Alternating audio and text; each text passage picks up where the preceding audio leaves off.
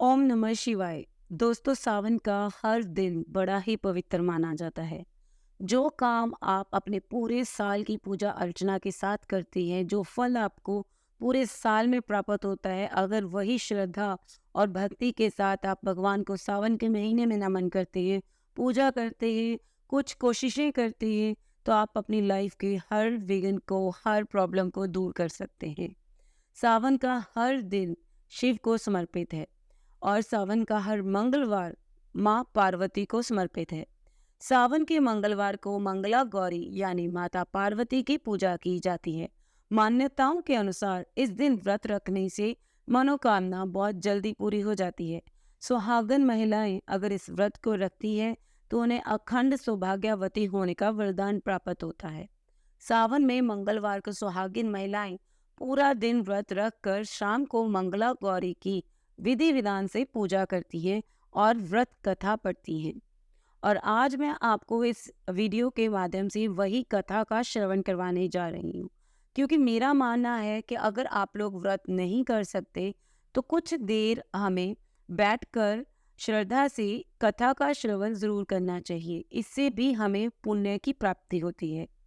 एक बात और है जो मैं कथा के पहले ही आप लोगों से शेयर करना चाहती हूँ कि जो लोग इस व्रत को करते हैं, स्पेशली जो लेडीज इस व्रत को कर रही हैं, वो कथा सुनने के बाद अपनी सास और ननद को लड्डू देती हैं। साथ ही ब्राह्मणों को भी प्रसाद दिया जाता है। इस विधि के करने के बाद 16 बाती का दिया जलाकर माँ मंगला गौरी की आरती करनी चाहिए।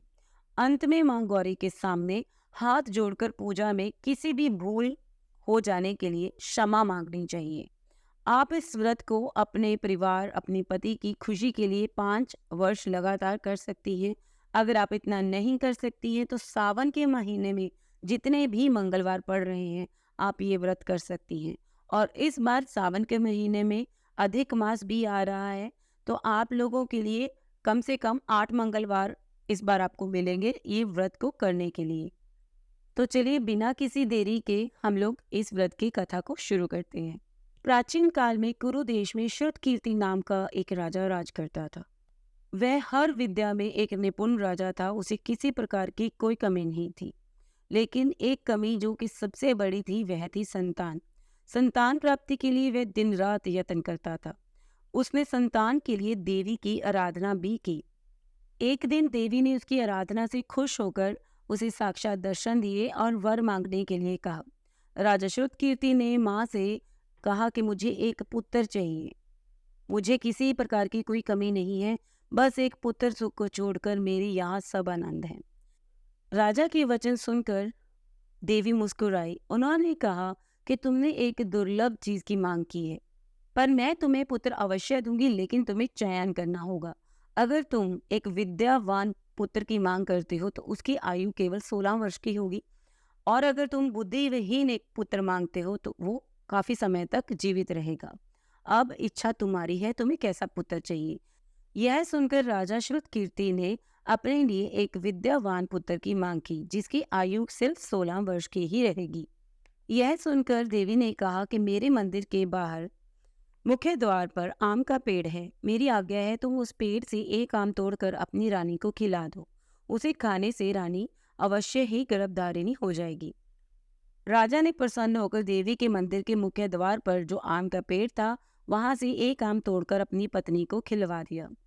और रानी ने देवी के आदेश अनुसार फल खाया और 10वें महीने के पश्चात उनके यहाँ देवतुल्य पुत्र पैदा हुआ। हर्ष शोक से संपन्न राजा ने राजकुमार का जात कर्मात संस्कार करवाया और भगवान सदाशिव का ध्यान धरकर उसका नाम चिर आयु रखा। लड़का अपने माता पिता की देख रेख में चांद की तरह बढ़ने लगा। देखते ही देखते दिन महीने साल व्यतीत होते गए और उसे 16वां वर्ष आरंभ हो गया। राजा ने सोचा कि मैंने बड़े कष्टों से यह पुत्र की प्राप्ति की है, अपनी आंखों के सामने इसे मरता हुआ नहीं देख सकता। यह सोचकर राजा ने चिर आयु को उसके मामा के साथ काशी भेज दिया। कई दिन की यात्रा के बाद वे दोनों आनंद नगर में पहुंचे और वहां पर पहुंचकर वे एक शाही बगीचे में विश्राम कर रहे थे कि वहां एक लड़की अपनी सहेली के साथ बैठी हुई बातें कर रही थी कि मैं मंगला गौरी के व्रत रखती हूँ और जिससे भी मेरी शादी होगी वो चिरायु होगा। मामा ने ये सारी बातें सुन ली। वह लड़की कोई और नहीं बल्कि राजकुमारी थी। और राजकुमारी का विवाह दृढ़धर्मा राजा के पुत्र सुकेतु नाम के राजकुमार के साथ होने वाला था।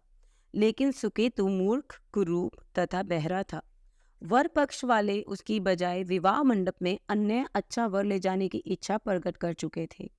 विवाह के पश्चात सुकेतु के बजाय प्रस्तुत वर को भगा दिया जाएगा और सुकेतु अपनी पत्नी को लेकर अपने देश को लौट जाएगा। ऐसा विचार करके वर पक्ष के कुछ आदमी चिरायु के पास जाकर उसके मामा से कहने लगी, ये बालक तुम हमें दे दो, इसके द्वारा हमारा कार्य सिद्ध होने वाला है। इस भूमि पर परोपकार जैसा अन्य कोई धर्म नहीं है।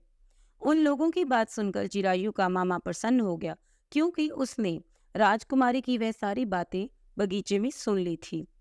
तो उन्होंने वर पक्ष से कहा कि आप लोग इस लड़के को क्यों चाहते हैं? विवाह के लिए वस्त्रात तो मांगे जा सकती है, लेकिन वर थोड़ा ही मांगे जाता है। फिर भी मैं आपकी बात रखता हूँ और अपना लड़का आपको दे रहा हूँ। और जब सभी विवाह कार्य संपन्न हो गए और रात को राजकुमार मंगला गौरी के साथ सोया, तभी उसका 16वां वर्ष समाप्त हो गया। ठीक उसी समय एक काला सांप वहां पे आया। संजोगवश उसी समय राजकुमारी की नींद खुल गई और वो सांप को देखकर बहुत डर गई।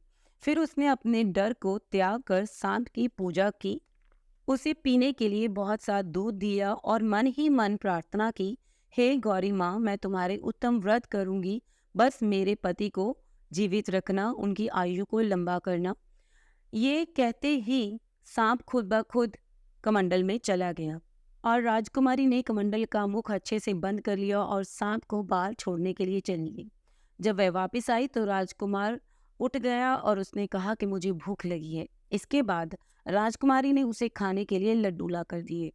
जब थोड़ी ही रात शेष थी तो चिरायु का मामा आकर उसे ले गया और जब बाराती सुकेतु के साथ राजकुमारी को लेके जाने लगे, तब राजकुमारी ने कहा कि यह मेरा पति नहीं है।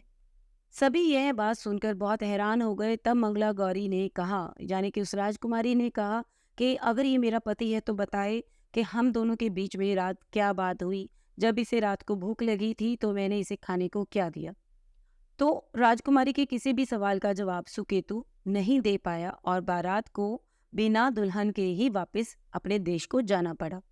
यह सब होने के बाद राजकुमारी राजमहल के बरामदे में एक चिक की ओट में बैठ गई और प्रत्येक आते जाते यात्री को देखने लगी, ताकि उनमें कहीं उसे चिरायु दिखाई दे जाए। उधर चिरायु भी अपने ससुराल का हाल जानने के लिए अपने मामा के साथ वहां आ पहुंचा। ज्यों ही वह चिक के सामने से गुजरा, राजकुमारी ने उसे देख लिया और कहा, पिताजी, मेरे पति आ गए हैं। राजा ने तुरंत ही मामा भांजे को अंदर बुलवाया। राजकुमारी के द्वारा बतलाई गई सारी निशानियां चिरायु में थी। राजा ने खूब सारे वस्त्र, अश्व, गज, रथ तथा बहुत सी धन धान्य की चीजें देकर अपनी राजकुमारी मंगला गौरी को चिरायु के साथ विदा कर दिया। उसके बाद चिरायु राजा वीरसेन से विदा होकर अपनी पत्नी एवं मामा के साथ कुलनंदन सेना सहित अपने नगर को गया। जब उसके माता पिता ने लोगों के मुख से उसकी वापसी के संबंध में सुना तो उन्हें इस बात पर विश्वास न हुआ। वे सोचने लगे कि भाग्य के विपरीत कैसे हो सकता है। वह अभी से सोच ही रहे थे कि राजकुमार चिरायु ने माता पिता के चरणों में प्रणाम किया। माता ने उसका सिर चूमा और उसके माता पिता की खुशी का कोई ठिकाना ही नहीं था। फिर उसने पुत्र वधू को अपनी गोद में बिठाकर उससे सारा हालचाल पूछा। मंगला गौरी नाम की इस लड़की के व्रत के कारण ही इस व्रत का नाम मंगला गौरी व्रत पड़ा। और जो भी स्त्री मंगला गौरी की तरह इस व्रत को करेगी तो उसे अखंड सौभाग्यवती होने का आशीर्वाद गौरी माँ से जरूर प्राप्त होगा। तो दोस्तों, ये थी मंगला गौरी व्रत की कथा। उम्मीद करती हूँ आपको ये वीडियो अच्छी लगी होगी। और अगर आप ऐसी और बहुत सी कथा कहानियाँ सुनना चाहते हैं तो जल्दी से मेरे इस चैनल को सब्सक्राइब कर लीजिए, क्योंकि मैं लेके आने वाली हूँ बहुत सी कथा कहानियाँ हर त्योहार, हर व्रत के साथ संबंधित। फिर मिलते हैं एक और नई वीडियो के साथ। तब तक ओम नमः शिवाय।